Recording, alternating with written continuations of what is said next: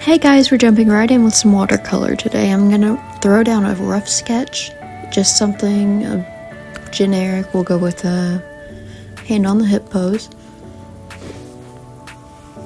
I don't have much to talk about, and this is my first time doing a video like this, and doing a traditional art video is kind of difficult. I've had to throw together this setup that's not the greatest.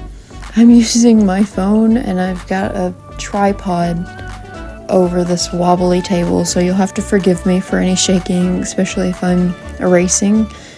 I tried not to do much erasing in this video, just to avoid the table shaking around in the camera. So I waited till last minute to fix this abnormally large head that you're seeing me draw right now. You'll have to forgive me for the completely unprofessional mess that this is. It's mainly to test out and get my bearings on all of this. I'm not in any way professional. And I'm just kind of winging it here. You'll have to forgive me, but I hope you'll stick with me as I try to improve and definitely put one foot ahead of the other as I walk through this little art journey. I'm sorry if I'm cringy. Well, I'm sorry that I am cringy, there's no question about it. And my video editing skills are definitely not the best. I'm learning as I go, and right now I'm trying to use an editing app on my phone. So this isn't professional, as I'm saying again, and I don't really want to sit here and take a ton of takes until I'm just this robotic voice in your ear. So this is gonna be authentic, to say the least. I hope that you like authentic and not the robot voice, but I'm very much a perfectionist and I have some anxiety stuff going on. So if I sit here and keep taking takes over and over again, then I will be here for hours, and then it'll come out being this stencil cut voiceover that has a script and everything, and I'm not gonna allow myself to do that this time. So after that big rant, I know this is the first time you're hearing my voice for most of you, if anyone is even watching right now. If you are, thank you so much. I appreciate it. I hope you can stand being through this. Back to the art. I'm finally fixing that head that is way too big. I don't know that it gets much better here, but I'm trying. Having to keep my head out of the frame is definitely a difficult process. I normally get right on top of my art when I'm drawing it to try not to distort any of it. So this is very different, trying to draw this way, and very awkward. A lot of props to the artists out there that use this overview of their art as they draw and do it all, especially when they're screaming. How do you do this? Someone tell me that. This is very difficult. I have much more appreciation than I already did for all of those artists out there that do this. It's pretty awesome. As we get into this, I'm trying to think up a outfit off the top of my head, because I really didn't put that much thought into this. Again, I didn't want to give myself too much anxiety. I wanted to make this a casual thing, just playing with some watercolor. So I naturally gave myself anxiety. Trying to think of a outfit off the top of my head. I'm not a clothing person. I normally go to Pinterest. And then I went to do that, and my phone is recording this. So yeah. It ended up being a sweater and some jeans.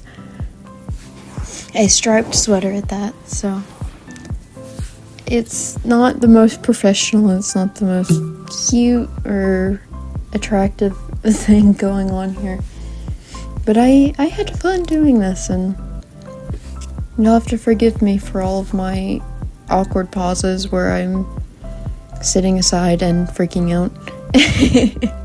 Because I didn't know what to put on my girl here. I finally dig into some watercolor, and I freak out once again because this was much darker than I meant for it to be, until I realized that it dries lighter. So yeah.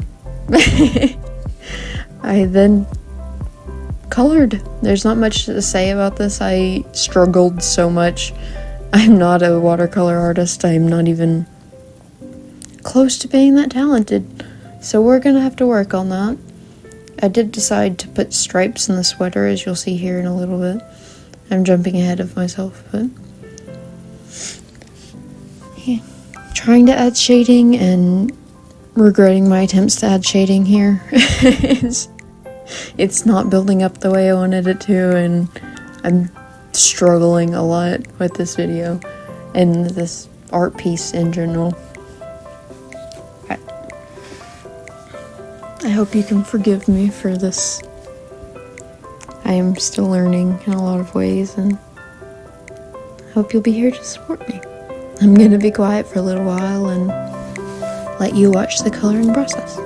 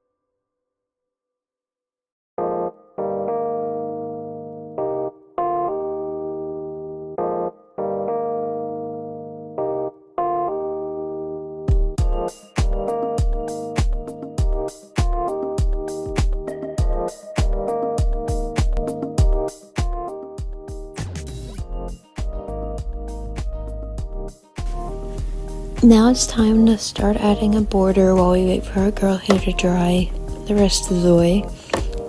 So I started at the corners with some gouache, actually. I started getting so annoyed with the watercolor by this point that I felt like gouache would be a little easier to build up and color. And it was so annoying trying to build up color with the watercolor because I don't know how to use it yet. And at this point I was just giving up on it and then went straight to gouache. I tried to do the tape so that I would have a nice border around the piece, so we'll see how that goes in a little while. And I'm trying to fade it in while keeping some texture, because a lot of the charm from watercolor and gouache is to have that texture and that water look to it, you know? So I went around and started at the corners and swished that out a bit, and then the more I went out and got closer to the girl, I decided I wanted to have these little swishy wave-like textures. I'm not sure what you would call them, but I started those and then decided I want more color. So I blobbed in some splashes of water and then just tapped them with my brush until I got these blobs of water, these little splashes, and didn't just want to have blue, so I started adding in some of the reddish color that I had in her sweater. I matched it as closely as I could with the gouache. I hope I did well enough.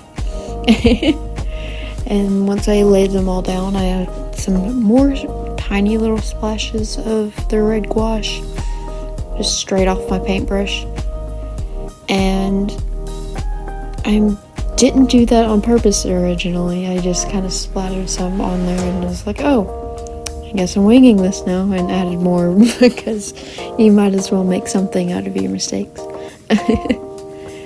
Once I did all that, I realized these giant blobs were going to take forever to dry, and I don't have a lot of time. I'm quite busy, so I'm also not the most patient person in the world. So I went back in with a little paper towel to try to soak up some of the water from those droplets, and you'll see that.